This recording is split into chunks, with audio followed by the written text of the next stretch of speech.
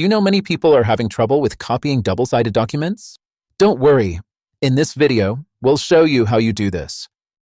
Let's start. Step 1. Load document. Place your document on the scanner glass, ensuring it is properly aligned for copying. Step 2. Press copy. Press the copy button on the control panel to start the copying process. Step 3. Select copies.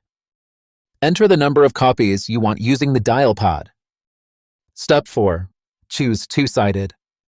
Access the options menu to select two-sided copying using the arrow keys. Step 5. Start copying. Confirm your selection by pressing OK and start the process by pressing Start. Now, you should be able to copy double-sided documents effortlessly. Still need help? Visit our website for the complete manual. There you will also find questions and answers from other Brother users. Did you find this video helpful? By subscribing, you help us continue to answer users' questions. So, subscribe to our channel. Thanks for watching and see you in the next video.